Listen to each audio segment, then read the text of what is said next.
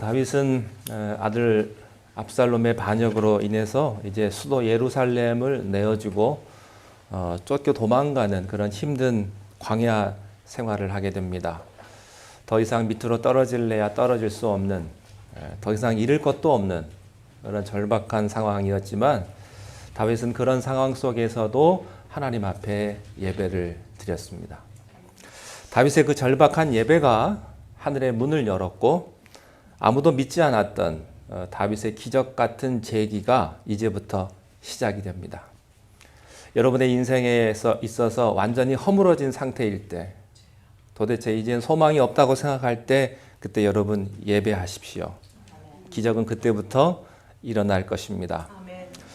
오늘의 스토리는 다윗의 일행이 피난을 떠나서 그 이후에 텅 빈 예루살렘 성을 무혈 입성하는 압살롬의 무리들에게 초점이 맞추어집니다. 우리 15절 말씀을 읽음으로 오늘 말씀 시작하겠습니다. 15절 시작. 압살롬과 모든 이스라엘 백성들이 그와 함께 이른지라. 여기서 모든 이스라엘 백성이라고 말하는 것을 보니까 아마 대부분의 많은 사람들이 따랐던 것 같습니다. 그래서 반란군의 그 규모가 엄청난 것 같습니다. 그러나 다윗을 따라가는 백성들은 그다지 많지 않았다고 하는 것이죠. 이미 영리한 사람들은 이 사태가 돌아가는 것을 보니까 판세는 이미 압살롬 쪽으로 기울었거든요. 그래서 다윗이 다시 재기할 것이라고 믿는 사람들은 거의 없었습니다. 그런데 반란 초기에 이런 파격적인 성공이 오히려 압살롬에게는 독이 되었습니다. 자기 편에 합류하는 사람들이 많아지면서 지지율이 급상승하니까 압살롬의 어깨에 힘이 들어가기 시작을 했습니다. 다윗 왕은요, 죄 없는 백성들의 피해를 줄이기 위해서 예루살렘 성전을 지키기 위한 결사항전을 하지 않았습니다. 그리고 그냥 퇴각했기 때문에 압살롬의 군대는 다윗 왕의 군대와 별다른 충돌 없이 예루살렘을 정복할 수 있었습니다. 다윗 왕이요, 백성을 사랑해서 싸우지 않은 것이지 힘이 없어서 후퇴한 게 아니에요. 힘이 없어서 그냥 내어주고 피난 간 것이 아닙니다. 그럼에도 불구하고 압살롬은 천하를 손에 쥔 것처럼 오만방자해졌습니다. 이것은 압살롬으로 하여금 다윗의 군대를 깔보게 되는 치명적인 판단 미스를 초래했습니다. 여러분, 다윗 왕이요, 어려서부터 전쟁에 잔뼈가 굵은 사람입니다. 수많은 전쟁에서 승리를 외쳤던 사람이에요. 수십 년 동안 다져왔던 그런 군대였다는 것을 압살롬은 몰랐던 것이죠. 교만해진 압살롬이 판단력을 잃었다는 첫 번째 증거는 다윗의 절친인 훗세를 받아들인 것이었습니다. 그의 항복을 받아들인 것이었습니다. 이 훗세는 다윗 왕의 아주 뛰어난 모사인데, 참모였는데 또 절친이기도 했습니다. 그는 피난 가는 다윗 왕과 끝까지 함께 가려고 했었죠. 그때 다윗이 어떻게 했습니까? 훗세를 돌려보냅니다. 너는 압살롬 밑으로 들어가라. 거기서 나를 위해서 할 일이 있을 것이다. 그렇게 말했습니다. 그래서 돌아온 훗세는요, 예루살렘으로 입성하는 압살롬을 향해서 나아가서 새로운 왕 만세를 부릅니다. 그런데 이 훗세가 뛰어난 모사꾼이긴 하지만 세상 모든 사람들이 다윗의 절친이라는 것을 모르는 사람이 없었습니다. 그래서 압살롬도요, 처음에는 의심의 눈초리로 이 훗세를 보았습니다. 어째서 친구인 다윗과 함께 가지 않았느냐라고 의심의 질문을 던져요. 그때 훗세가 이렇게 대답을 합니다. 18절과 19절 말씀을 함께 읽겠습니다. 시작.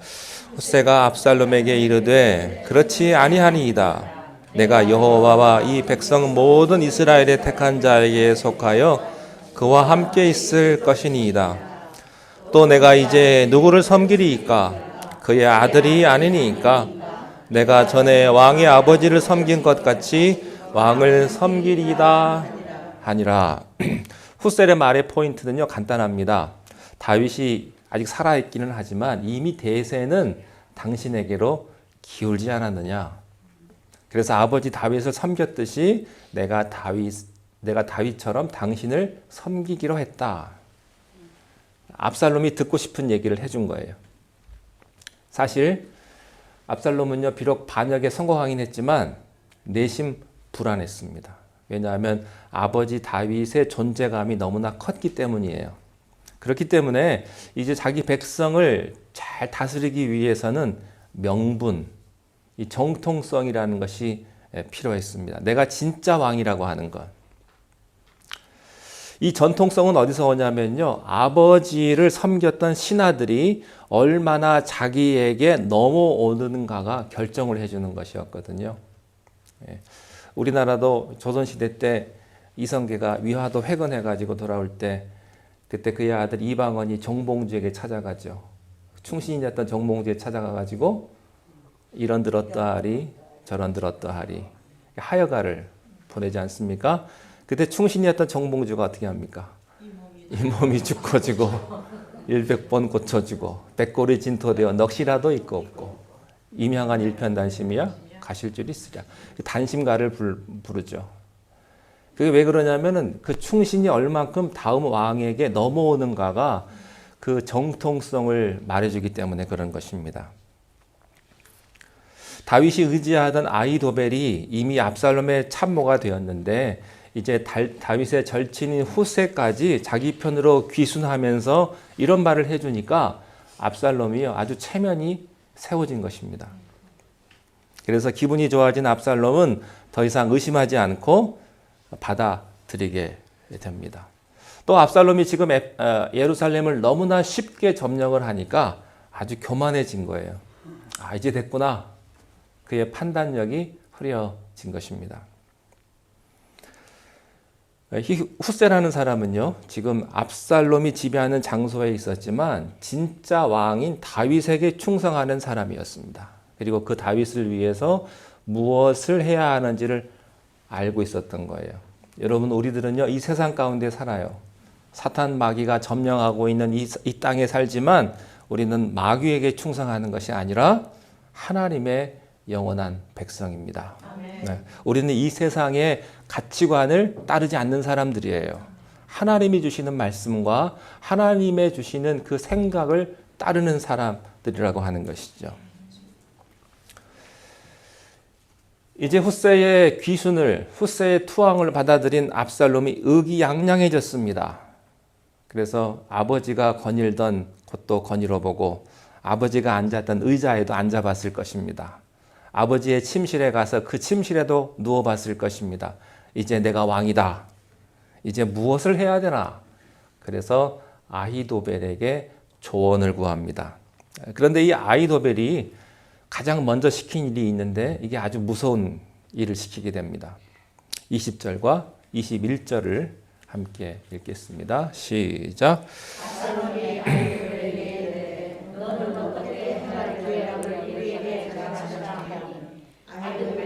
압살롬에게 이르되 남겨두어 왕궁을 지키기 위한 후궁들과 더불어 동침하소서. 아버지가 미워하는 바됨을 온 이스라엘이 들으니 왕과 함께 있는 모든 사람의 힘이 더욱 참 무서운 얘기를 해요. 아버지가 남기고 간 후궁들과 백주 대낮에 동침을 해서 모든 백성들이 알게 하라는 것입니다. 고대 근동에서는 전쟁에 이기고 승리한 왕이 이전 왕의 후궁들을 이런 식으로 취하고는 했습니다. 그것은 모든 사람들에게 권력의 축이 바뀌었다는 것을 선포하는 것이었어요. 물론 그것은 물러난 왕에게는 죽음보다 더한 수치였습니다. 그러나 이미 그 시점에 갔을 때는요, 물러난 왕이 이미 죽었다든지 아니면 노예로 전락했다든지 그 후였기 때문에 사실은 별 문제가 없었어요. 그런데 지금은요, 압살롬이 아버지를 상대하고 있잖아요. 그리고 다윗이 죽지 않았어요. 잠시 피신가 있었던 것인데 참 이 무도한 짓을 아히도벨이 시키게 됩니다. 아히도벨이 이 일을 시킨 데는 몇 가지 무서운 노림수가 있었습니다. 첫 번째는 모든 백성들의 가슴에 공포를 심어주기 위해서였습니다. 여러분, 독재자들은 첫째 회유하고요. 두 번째는 공포로 사람을 몰아갑니다. 너 내 말 안 들으면 죽는다 이거예요. 그래서 본보기를 세우는 거예요. 아히도벨이 압살롬에게 그렇게 시킨 것입니다.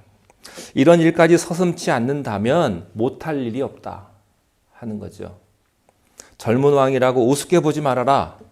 그리고 이제 다윗은 죽은 거나 다름없다. 이것을 보여주기 위함이었습니다. 또한 이 일은 다윗이 압살롬을 가장 증오할 만한 일을 저지르게 함으로써 혹시나 있을 나중에 부자간의 화해를 아예 불가능하게 만들어 버리기 위해서였습니다. 정말로 무서운 사람이죠, 이 아히도벨이. 아히도벨이 왜 이렇게까지 했을까? 그가 오래전에 다윗이 밧세바를 범했는데 그 밧세바의 할아버지라고 제가 말씀을 드렸죠. 그러니까 개인적인 원한이 다윗에게 있었던 거예요. 그래서 다윗 네가 남의 아내를 짓밟아서 그렇게 상처를 주었으니까 너도 똑같이 그것도 네 자식에게 한번 수치를 겪어보라고 하는 개인적인 안갚음이었습니다. 자, 그런데 문제는요, 이 압살롬이 자식인 압살롬이 아히도벨의 이 무도한 얘기를 듣고 전혀 반론을 제기하지 않고 그대로 따랐다는 데 있습니다. 그러니까 이 일은요, 아히도벨에게만 책임을 물을 수 있는 게 아니에요. 최종 결정을 누가 했어요? 압살롬이 한 거예요. 압살롬이. 여러분, 마귀가 여러분을 유혹할 거예요. 그렇다고 마귀 탓할 수 없어요. 최종 결정은 여러분이 하셨기 때문에 여러분이 책임지셔야 되는 거예요. 성경에 보면 이스라엘의 가옥의 옥상은 하나님께 기도하는 하나님과 만나는 장소로 사용되는 곳이었습니다. 그때 그곳은 계시와 축복이 임하는 곳이지만 이렇게 죄의 장소로 사용이 되면요, 반대로 멸망당하는 곳이 되기도 하는 거예요. 지금 압살롬과 아히도벨은요, 하나님이 눈에 보이지 않아요. 그냥 자기 욕심, 자기 원한, 자기 분노만, 자기 생각만 있는 거죠. 여러분, 아무리 권력을 다 잡은 사람이고 아무리 힘이 있는 사람이라도요, 해서는 안 될 게 있는 거예요. 넘지 말아야 될 선이라는 게 있습니다. 교회에서도 그렇고 우리가 사람과 사람 사이에서도 인간관계에서도요, 아무리 화가 나고 아무리 그래도 넘지 말아야 될 선들을 지키는 게 굉장히 중요한 거예요. 근데 사람이 화가 나고 분노가 쌓이고 그러면 자기도 모르게 그 선을 넘어버리고 마는 거예요. 부부 사이에도 해서는 안 될 말들이 있는 거죠. 교회에서도 그렇습니다. 친구와도 그런 거예요. 여러분, 어떤 어려움과 어떤 분노가 있고 어떤 원한이 있어도 넘지 말아야 될 선은 넘지 마십시오. 지금 아히도벨과 압살롬은요, 자기의 분노와 자기의 야망 때문에 지금 그 선을 넘어버리고 만 것입니다. 이 아버지의 후궁을 범하는 것은요, 율법으로도 금지하는 죄입니다. 율법에도 맞지가 않는 거예요. 그런데 압살롬은 세상의 정복자들이 다 그렇게 합니다. 라는 아히도벨의 조언을 그대로 따라버렸습니다. 여러분, 세상적인 가치관으로 문제가 없어도요, 하나님의 사람으로서는 절대 해서는 안 되는 것들이 있어요. 세상 사람들은 다 그렇게 합니다. 그렇다고 여러분 따라 하실 거예요? 그러지 마세요. 세상 사람들 다 한다고, 세상 사람들 다 어디 간다고 쫓아가는 거 아니에요. 하나님의 사람은 하나님의 법도를 따르는 사람이고 하나님의 말씀을 따라가는 사람입니다. 압살롬은 똑똑했지만 악한 참모의 말을 들었습니다. 여러분, 악한 사람들의 말을 듣지 마십시오. 어떤 경우에도 못된 사람의 말을 듣지 마세요. 악한 사람들은 여러분의 마음을 휘집어 놓을 것입니다. 그래서 나로 하여금 죄를 짓게 할 것입니다. 그러므로 절대 악한 사람들의 말을 듣지 마십시오. 자, 그런데 아히도벨은요, 정말 똑똑한 사람이에요. 성경이 그것을 말해줍니다. 23절 한번 보십시오. 얼마나 똑똑한 사람이냐? 23절 시작. 그때의 아이도벨이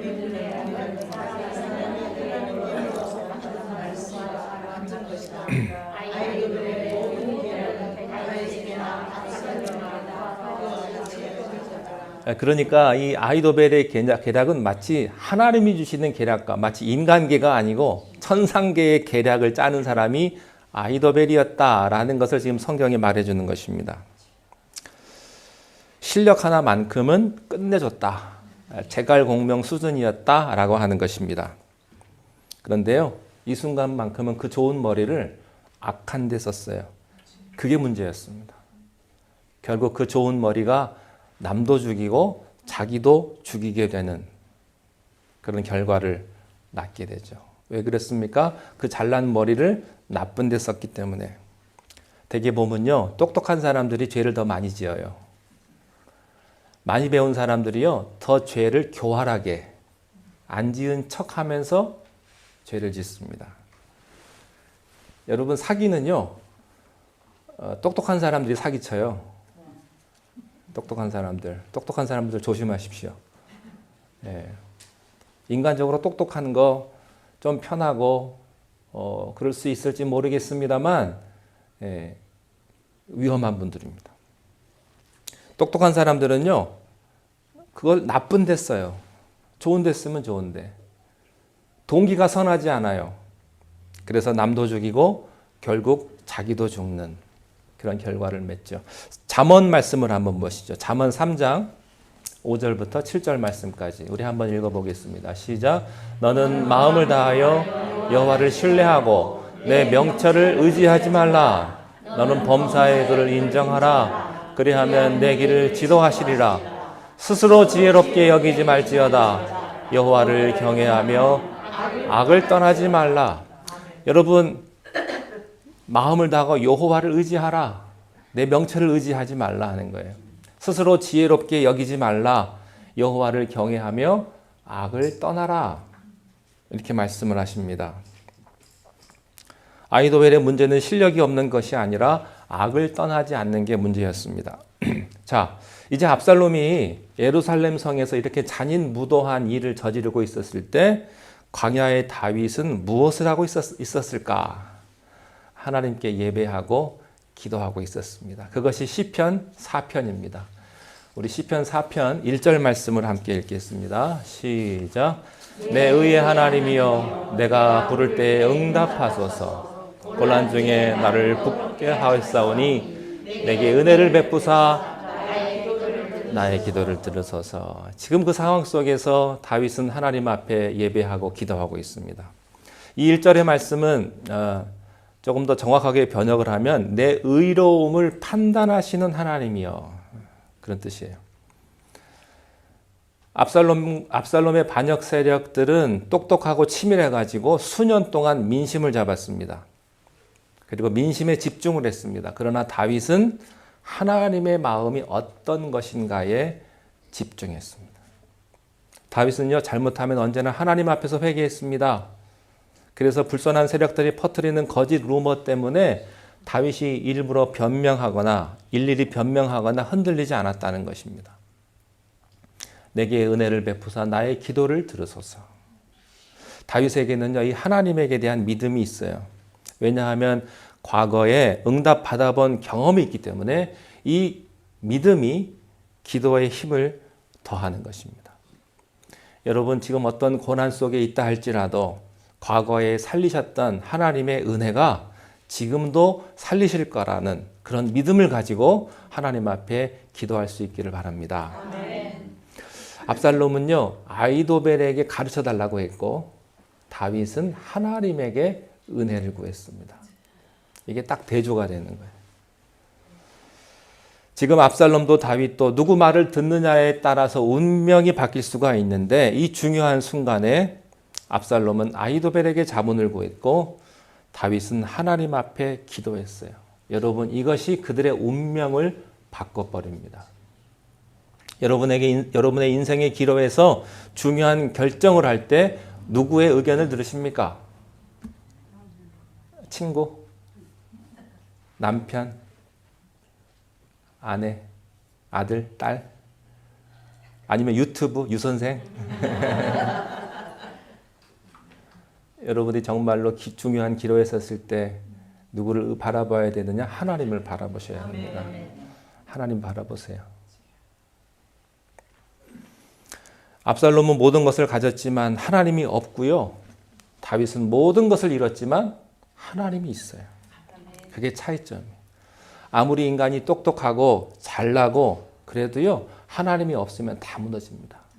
반대로 내가 좀 부족하고 가진 것이 없고 위기에 있어도 하나님이 계시면 괜찮아요. 안심할 수 있어요. 교만한 자는 자기를 과대평가하는 사람이죠. 자기를 과대평가하는 사람은 항상 하나님을 과소평가합니다. 그게 그의 멸망의 시작입니다. 그래서 성경은 말합니다. 선질로 생각하는 자는 넘어질까 조심하라. 압살롬이 너무 교만했던 거예요. 자, 시편 4편 4절로 한번 넘어가겠습니다. 우리 4절 말씀 함께 읽겠습니다. 시작. 너희는 떨며 범죄하지 말지어다. 자리에 누워 심중에 말하고 잠잠할지어다. 너희는 떨며 범죄하지 말아라. 잠잠해라. 여러분 이 말이 무슨 말인 줄 아세요? 너 하나님 무서운 줄 알아라. 그런 말이에요. 하나님 무서운 줄 알아라. 지금 힘 있다고 막 하지 말아라. 사람들이요. 하나님 무서운 줄 몰라요. 그저 좋은 하나님, 복 주시는 하나님, 축복하시는 하나님 정도로만 생각하지 하나님에게 대한 두려운 마음이 없어요. 여러분 예배를 드릴 때 두려운 마음이 있으세요? 예배당 들어오실 때 예배를 드리는데 두려운 마음으로 떨린 마음으로 예배당 들어오세요? 아니면 그저 극장 오는 것처럼 구경 오십니까? 다윗이 말해요. 하나님 무서운 줄 알아라. 잠잠해라. 자, 5절 말씀 읽겠습니다. 시작. 의의 제사를 드리고 여호와를. 자, 갑자기 다윗이 제사 얘기합니다. 제사 얘기를 왜 할까요? 그가 하나님 백성이기 때문에 그래요. 자, 압살롬이 예루살렘을 점령을 했어요. 예루살렘 점령하자마자 압살롬이 뭐 했는지 아세요? 예배 드렸어요. 왜 예배 드렸는지 아세요? 백성들 앞에서 자기의 정통성을 보여줘야 하기 때문에. 그러고 나서 백주대낮에 아버지 후궁들하고 동침을 한 거예요. 그 예배가 어떤 예배겠어요? 거짓된 예배지. 제대로 된 예배가 아니지요. 아버지 후궁하고 동침하고 그랬으니 여러분 생각해 보세요. 맨 윗사람이 그랬으니 아랫사람들은 오죽했겠습니까? 맨 윗사람이 아주 배도하는 그런 잔인한 짓을 했는데 아랫사람들은 뭐 말 안 해도 별짓 다 했을 거라고요. 온갖 만행을 저지르고 와서 예배를 드리는 오늘날 그런 사람은 없을까요? 있을 거예요. 세상에서 온갖 나쁜 짓 다 하고 주일날 교회에 와서 예배는 드리고 거짓된 예배죠. 의의 제사를 드리라는 것은 회개하는 예배를 드려라. 여호와를 의지할지어다. 너는 지금 군사들을 믿고 따르는 사람들을 의지하지만 진짜 의지할 분은 하나님 한 분이다 하는 것입니다. 자, 6절로 넘어가겠습니다. 6절 뭐라고 다윗이 얘기했나? 시작. 여러 사람의 말이 우리에게 선을 보일 자 누구뇨 하오니 여호와여 주의 얼굴을 들어 우리에게. 여기서 여러 사람은요 다윗의 부하들을 말합니다. 많은 위기들을 넘겨왔지만 지금은 너무나 심각한 상황이기 때문에요. 이 부하들도 지금은 흔들리고 있었습니다. 누가 우리에게 선을 보여줄까? 누가 도와줄까? 그러면서 다윗이 이렇게 얘기를 합니다. 여호와여 주의 얼굴을 들어 우리에게 비추. 제발 우리를 살펴주옵소서. 우리에게 은총을 베풀어 주소서라고 기도하는 것입니다. 우리의 한계가 드러나고 주변 상황이 너무 심각해져 가고 우리가 너무 힘들 때 앞으로 어떻게 해야 될지 알 수 없을 때 우리는 어떻게 해야 됩니까? 그때 기도해야죠. 기도해야죠. 하나님을 의지해야죠. 우리가 환난 중에 하나님을 의지한다는 뜻은 의지한다는 것은 우리가 기도의 자리를 떠나지 않는다는 것을 의미합니다. 여러분 하나님을 의지한다고 하면서도 기도하지 않는 사람은요. 하나님 앞에 의지하지 않는 사람이에요. 정말 하나님을 의지하는 사람은 하나님 앞에 기도하는 사람입니다. 저는 여러분들이 하나님 의지하시는 분들이 되시기를 바랍니다. 아멘. 여러분 사람은요, 여러분 도와줄 수 없어요. 도와줄 수 없어요. 어젯밤에 바람이 얼마나 심하게 불던지 이 집이 날아가면 어떡하나. 막 못이 빠지는 소리가 들리는 거예요, 새벽에. 바람이 얼마나 크던지. 네, 여러분 사람이 못 지켜줘요. 교통사고도 얼마나 많이 나든지 길도 다 막히고 사람이 못 지켜줍니다. 사람으로 할 수 있는 게 별로 많지가 않아요, 여러분. 하나님이 함께 해주셔야 됩니다. 사람은 우리를 도와줄 수 없고요. 그래서 우리는 하나님 앞에 하나님께 올인할 수밖에 없어요. 그리고 그게 진짜 기도입니다. 그리고 그 기도를 하면서 다윗이 영적인 은혜가 다시 살아나게 됩니다. 7절로 넘어가겠습니다. 7절 시작. 주께서 내 마음에 두신 기쁨은 풍성할 때보다 여러분 곡식과 새 포도주가 풍성할 때는요, 다윗이 한참 잘 나갈 때 예루살렘에서 태평성대를 누렸던 세상적인 힘이 있고 인기가 있고 곡식과 포도주가 있었던 그 축제를 말하는 거예요. 근데 지금은 그것을 누가 다 갖고 있어요? 압살롬, 적들이 다 가지고 있고 다윗은 아무것도 없어요. 가진 게 뭐가 있겠어요? 도망자가. 그런데 다윗은 오히려 가슴속 깊은 곳에서부터 기쁨을 느끼고 있습니다. 세상에서 누렸던 기쁨이 허망하다는 것을 알게 되었던 거죠. 자, 마지막 8절입니다. 시작. 내가 평안히 눕고 자기도 하리니 나를 안전히 살게 하시는 이는 오직 여호와이시다. 당장이라도 반란군의 추격이 따라 붙을 수밖에 없는 상황인데 다윗이 여기서 편히 자겠다고 그래요. 편히 자. 다윗의 시편을 보면요, 이 잔다는 말이 굉장히 많이 나옵니다. 내가 잔다. 잠이 굉장히 중요합니다. 잠이. 여러분 육체적으로, 정신적으로, 영적으로 잠 못 자면 피곤해요. 이게 잠하고 굉장히 중요한 관계가 있는데 다윗이 이 난리통에도 편하게 잠을 자겠다는 거예요. 하나님이 자기를 지키신다는 확신이 있으니까 이게 가능한 겁니다. 나를 안전히 지키시는, 나를 살게 하시는 이는 오직 여호와시다. 여러분, 우리를 안전하게 지키는 건 뱅크 어카운트도 아니고요, 펜션도 아니고요, 여러분 돈도 아니고, 여러분 자식도 아니에요. 여러분 자식이 여러분 뭐 지켜줄 것 같아요? 자기 사느라고 바쁘겠지. 예. 여러분을 지키시는 분은 오직 여호와이십니다. 자기 힘을 의지하는 사람은 이렇게 잠 못 잘 거예요. 그러나 지금 오히려 승기를 잡은 압살롬 측이 불안해가지고 정정긍긍하고 수세에 물린 다윗이 오히려 밤에 잠을 잘 잡니다. 그것은 믿음으로 사는 자의 담대함입니다. 압살롬은 똑똑한 사람이긴 했습니다만 한 가지 몰랐던 게 있어요. 아버지 다윗의 힘은 백성의 지지도 아니고 군사력도 아니라 그 다윗의 예배에 있었다는 것을 몰랐습니다. 그래서 압살롬의 반역은요, 절대 성공하지 못해요. 압살롬은요, 교만한 실력자입니다. 그러나 다윗은 겸손한 예배자예요. 교만한 실력자는 결코 겸손한 예배자를 이길 수 없어요. 그러므로 여러분 어떤 상황 속에서도 겸손한 예배자가 되시기를 바랍니다. 아멘. 객관적인 시각에서는요, 지금 다윗은 바람 앞에 등불입니다. 상식이 있는 사람이면 아무도 다윗 편에 설 사람이 없어요.